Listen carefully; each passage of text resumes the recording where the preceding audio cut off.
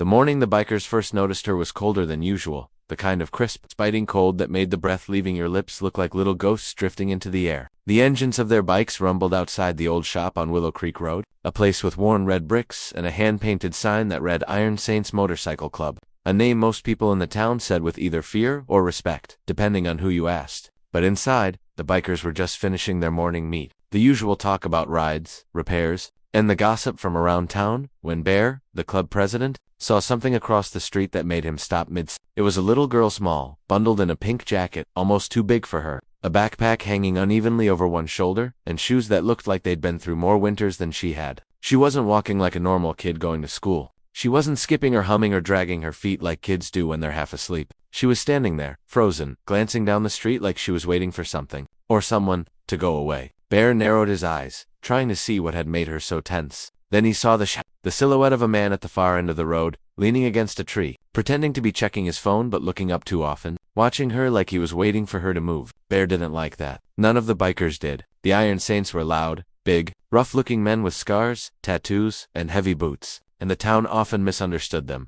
But if there was one thing they didn't tolerate, it was someone messing with a kid. The girl looked both ways again, then stepped closer to the curb, but her small body visibly trembled. Bear thought she might cry, but instead she took a deep breath, lifted her chin, and marched straight across the road toward the club. The bikers turned at the sound of her little footsteps, stopping at the entrance where all their intimidating boots stood. She looked up slowly at the wall of leather vests, patches, heavy chains, and faces that looked carved from stone. And then she said the bravest, softest thing any of them had heard in a long time.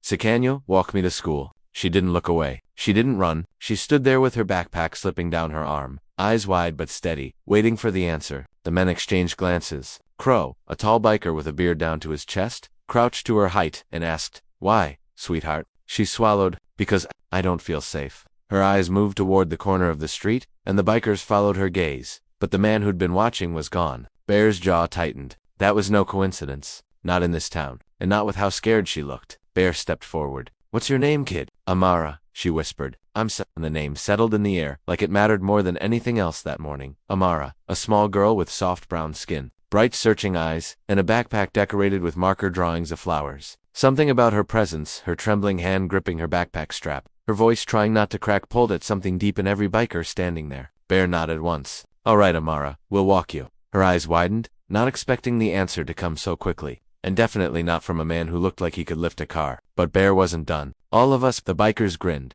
some cracking their knuckles, others adjusting their jackets. Amara blinked. "Oh, all of you, every last one," Crow said with a wink. She smiled then, tiny and relieved, like a child who'd finally found the right hiding spot during a scary game. Bear signaled the men, and they fell in around her like a moving fortress, two in front, four on the sides, two behind. Amara walked in the middle with her backpack bouncing against her small frame. As they began heading down the sidewalk, engines roaring softly behind them from the parked bikes, doors opened along the street. People stared. Cars slowed down. A little girl escorted by a biker club was not something anyone saw every day, but Amara didn't look at any of them. She kept her eyes forward, walking fast, glancing now and then at the bikers like she was checking to make sure they were still there, and every time she looked, one of them nodded back, reassuring her silently. Halfway to the school, Bear noticed her grip tightening on her backpack straps again. "You okay?" he asked quietly. She didn't look up. "He's been following me for 3 days," she whispered. "I told my mom, but she works at night and sleeps in the morning, and she didn't want to worry me, so she said maybe it's nothing, but I know it's not nothing." Bear's stomach twisted.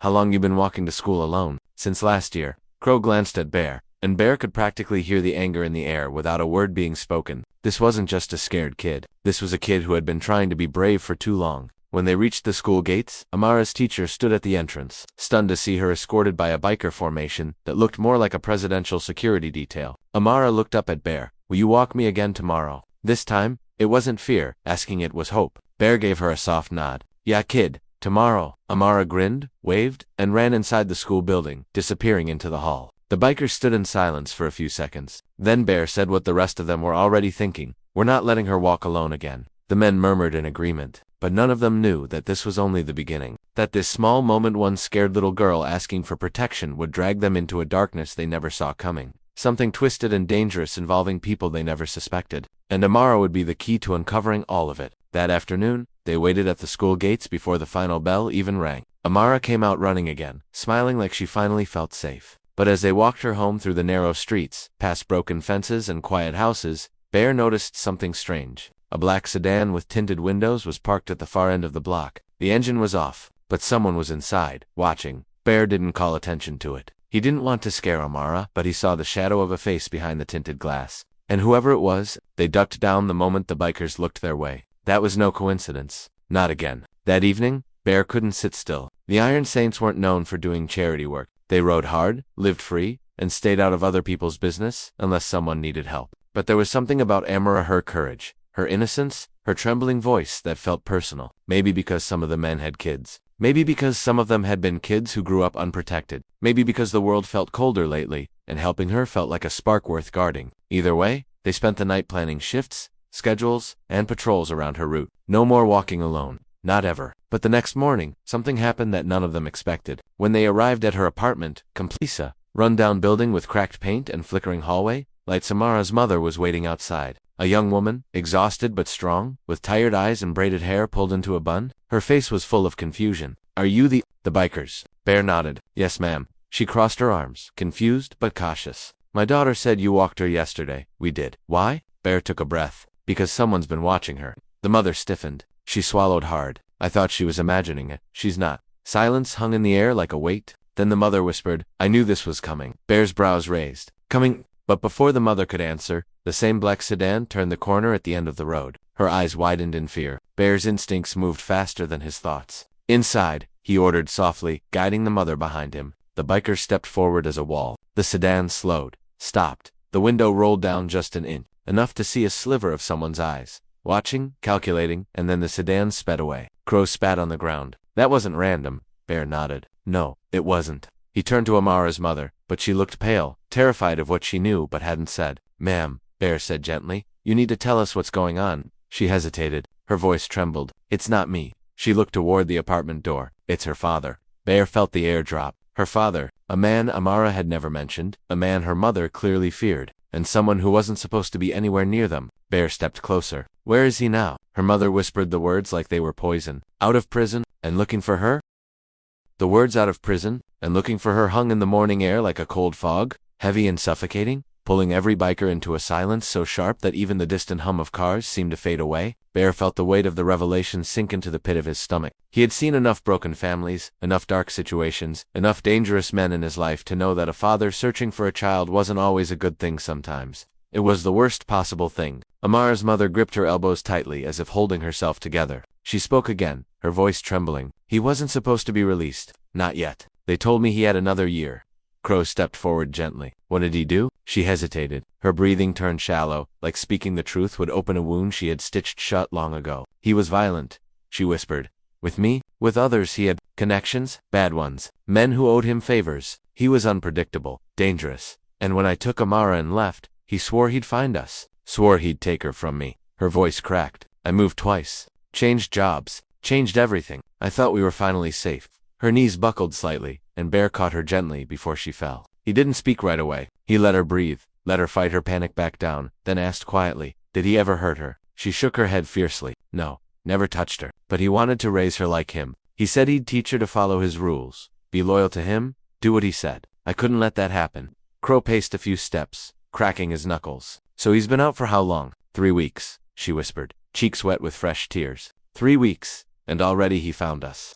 Bear exhaled slowly. That means he's watching your building. He's tracking your routine. He knows your shifts. She nodded. He knows everything. It was clear she wasn't exaggerating. The fear in her eyes wasn't vague. It was the fear of someone who had lived under the shadow of a monster before and recognized the shadow returning. Amara stepped outside just then, sleepy-eyed, rubbing the heel of her palm across her cheek, her small backpack bouncing against the doorframe. Mama, why are you crying? Her mother turned quickly, forcing a smile that looked like it hurt. Nothing, baby. Just talking. Amara's eyes shifted to Bear, then to the bikers, then back to her mother. Kids knew more than adults ever admitted, and Amara definitely knew something was wrong. Bear crouched down so he was at her height. Ready for school, kid? She nodded slowly. Will you walk me again? Of course, Bear said. She smiled at that, but her mother looked worried. Is it safe? Bear answered truthfully. Safer with us than without us.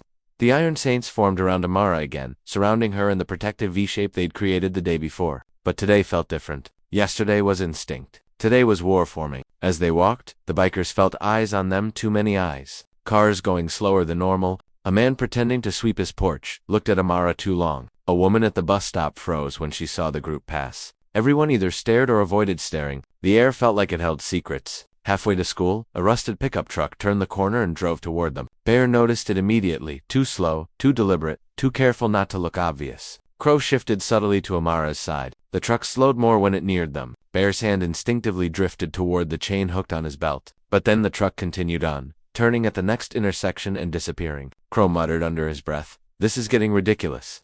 "He's trying to learn our pattern," Bear whispered. "He won't make a move until he knows how we move." "Let him watch," another biker growled. "He'll regret it." They got Amara to school safely, though Bear scanned every rooftop, every alley, every passing vehicle until the moment she disappeared inside the building. But after they walked her home later that afternoon, the real trouble started, because the black sedan was back, but it wasn't alone this time. Two men stood by it. One leaned on the hood, one leaned against the door, and both wore the same kind of smirk that told Bear exactly what kind of men they were, the kind who followed orders from worse men. Amara's mother gasped when she saw them from the apartment entrance. "Those are his friends," she whispered. "He must be close."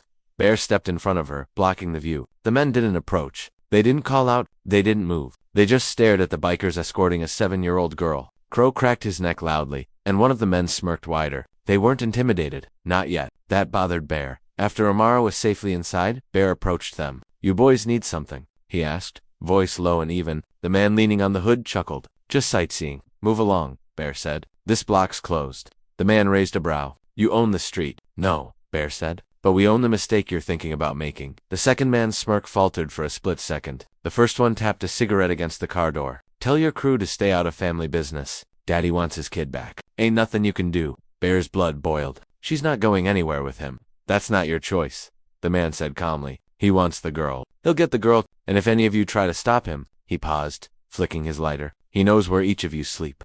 Bear didn't flinch, but Crow took one step forward, fists tightening. "You threatening us?" The man shrugged. "Just telling you how things work. You guys ride bikes. He runs people." He started the engine. The sedan backed up slowly, the two men staring the entire time. Before the tinted windows rolled up, one of them said quietly, "He'll talk to you soon." And then they were gone. Crow let out a breath through his teeth. "I hate guys like that." Bear stared down the road long after the car vanished. "They're not bluffing. We need eyes on this street, day and night." The bikers agreed instantly, and so began the watch. 2 men at a time, rotating shifts, perimeter checks, hidden cameras placed with the mother's permission. The Iron Saints turned the entire apartment block into a fortified zone, but Amara didn't know any of that. They kept her life normal as a little girl walking to school with a biker escort could be. She held Bear's hand sometimes. She told Crow about her drawings. She giggled when Fox, the youngest biker, made silly faces behind her mother's back. Each day she grew more comfortable, more trusting, more happy, and each day Bear felt the weight of responsibility grow heavier, because protecting her felt right. But he knew the storm was coming, and the storm hit faster than any of them expected.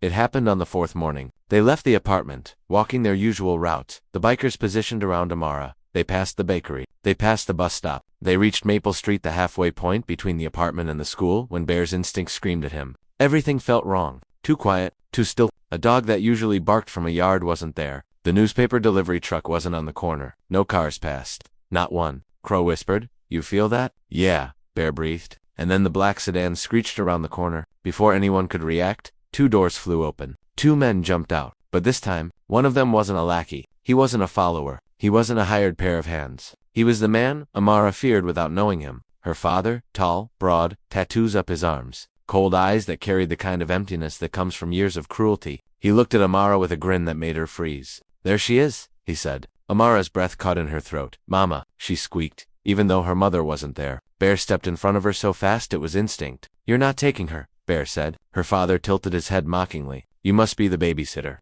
"Walk away," Crow snarled. The father smiled darkly. "Why would I walk away from what's mine?" Amara whimpered, hiding behind Bear's leg. "And that one sounds small." Scared, trusting ignited something dangerous in every biker on that street.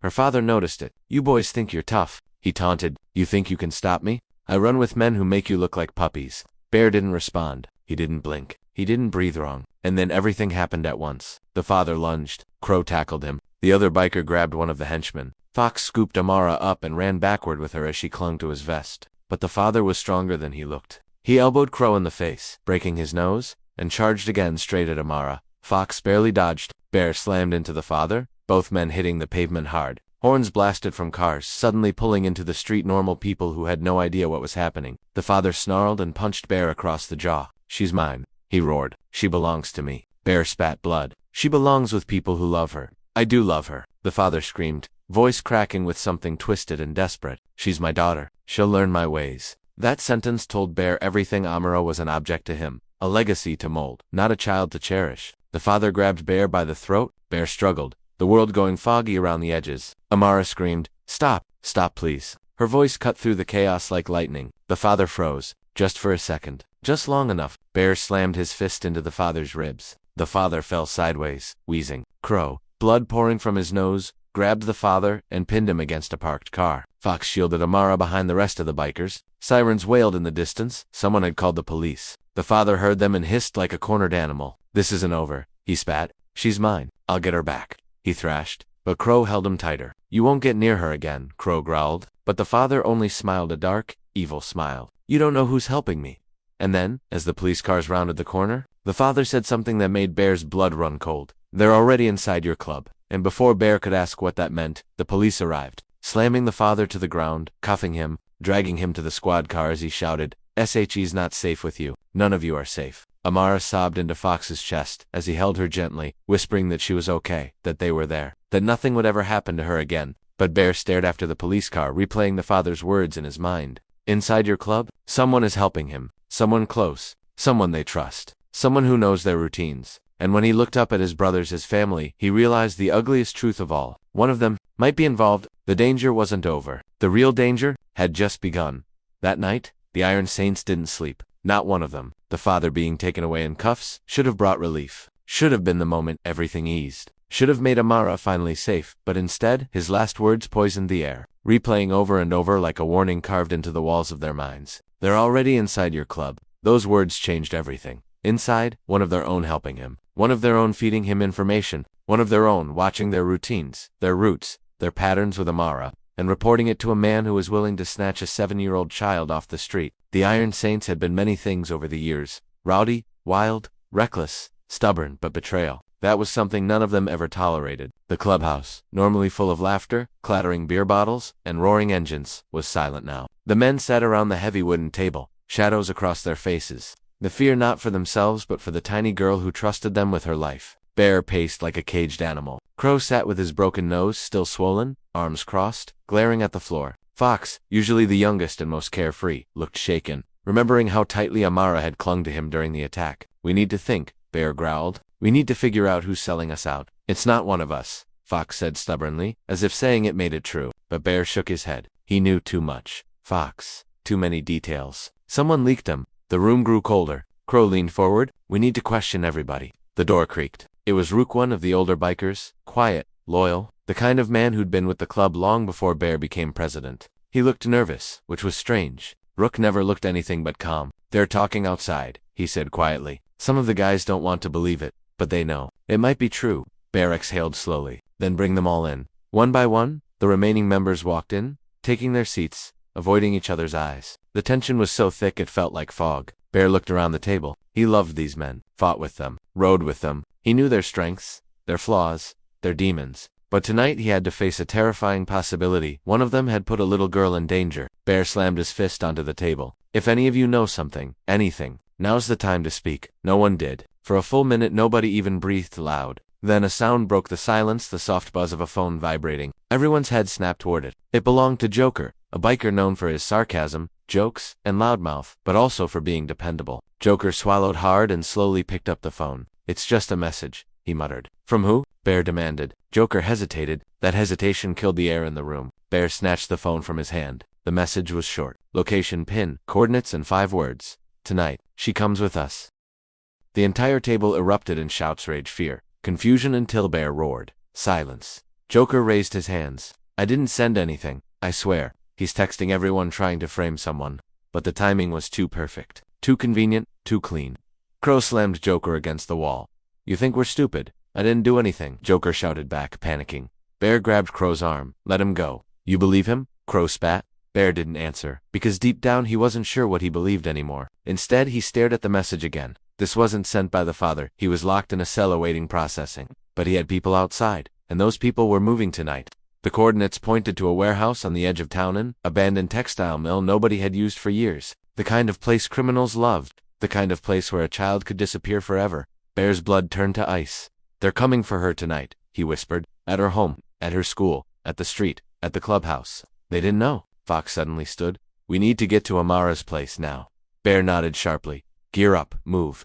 The Iron Saints stormed out to their bikes, engines roaring to life, like thunder cracking across the sky. The night air bit at their faces as they raced through the streets, faster than they'd ever ridden before. When they screeched into the apartment lot, Bear's heart stopped. The lights in Amara's building were off. Too quiet, too still. No police cars, no neighbors outside, no footsteps, no sound. Crow cursed. "We're too late." But Bear refused to accept that. They stormed up the stairs to the second floor. Amara's door was slightly open. "No," Fox whispered, voice cracking. Bear pushed the door, bracing for the worst. The apartment was empty, furniture still there, dishes still on the counter from breakfast, but the living room lamp was smashed on the floor. A sign of struggle. The mother was gone. Amara was gone. A single stuffed toy lay on the carpet, her small teddy bear with the blue bow. Fox's knees buckled. "No, no, no, no." Bear picked up the bear gently, his hands trembling. He closed his eyes, forcing back the rage shaking through him. Crow punched the wall so hard the plaster cracked. "We should have taken them to the clubhouse. We should have moved her. We didn't know," Fox cried. "But he knew,"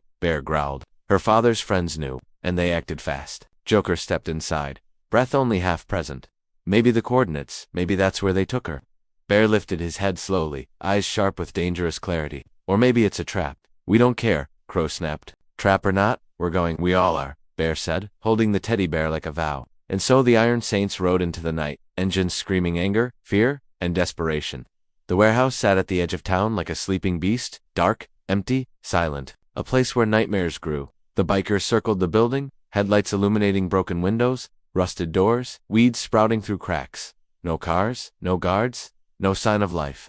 "This doesn't feel right," Fox whispered. "It's too quiet." Bear nodded. "They want us walking blind." Crow kicked the door open. Inside, the warehouse was huge, dark steel beams, shattered glass, old machines covered in dust. Their footsteps echoed, their breaths echoed. Bear scanned the shadows, chain wrapped around his fist. "Amara," he yelled. His voice bounced through the hollow metal like a ghost. Suddenly, a light flickered in the far corner, a flashlight, and then a voice, weak, trembling. "Help." Fox's heart ignited. "Amara." He sprinted toward the voice before Bear could stop him. "Fox, wait." Too late. The floor panel beneath Fox slammed open like a trapdoor. Fox fell straight down. The bikers shouted his name. "Fox." Bear rushed forward, but a metal gate slammed up between them, sealing Fox inside a lower cage-like pit. Fox scrambled to his knees. I'm okay. But something moved in the shadows behind him. "No, you're not," a familiar voice said. The father, standing inside the pit, free, smirking, alive. "What, how?" Bear stuttered. "You were arrested. Walked out," the father said casually. "Corrupt cops. Favors owed. You know how it goes." He kicked Fox in the ribs. Fox groaned. "Fox," Crow roared. The father laughed. "Relax. He's bait. You're the fish." He pointed upward. Bear turned. On the walkway above, Amara's mother stood with tape around her wrists, crying. And beside her, N.O. Bear whispered in disbelief. It was Rook, their own member, holding her at gunpoint. His face twisted with guilt and anger. "I didn't want it to go like this," Rook said shakily. "But he paid me. I needed the money. I didn't think he'd hurt her." Bear's voice dropped into pure fury. "You betrayed us." Rook swallowed. "I didn't know he'd take the girl too. I swear I thought he only wanted information. You sold out a child." Crow screamed. Rook's hand shook, but the father barked from below. "Stop talking and shoot them." Rook flinched. The mother sobbed. Amaratini, trembling, peeked from behind a crate on the walkway. "Mama," she whispered. Bear's heart broke. She was right there. So close, but so far. The father smiled. "She's coming with me tonight, and none of you can stop." A siren wailed in the distance. The father froze. Police? Real police. Someone had tipped them off. Rook panicked. He said the cops were paid off. They were. The father screamed. Not all of them.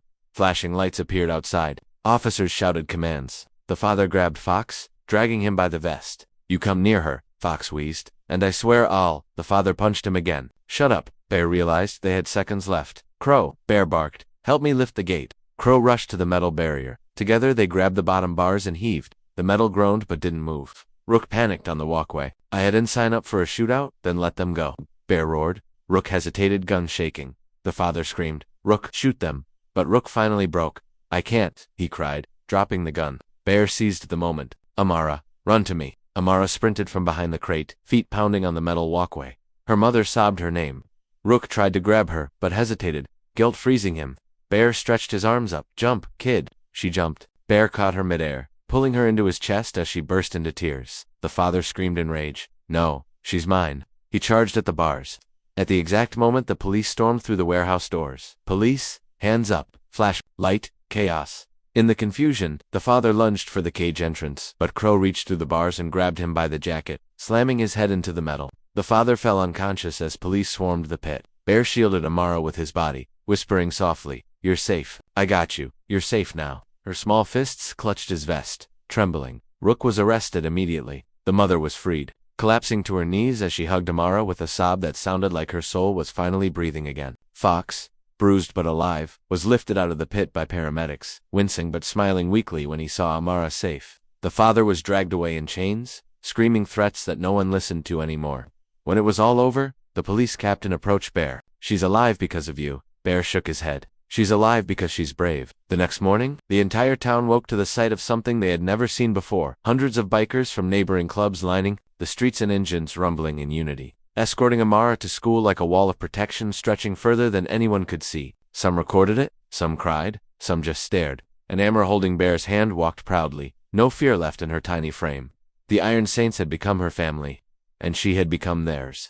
That night, as the story ended for the viewers, the narrator's voice spoke softly. Tell me in the comments where in the world you're watching this from, and don't forget to like, subscribe, and share. Thank you for being part of this story.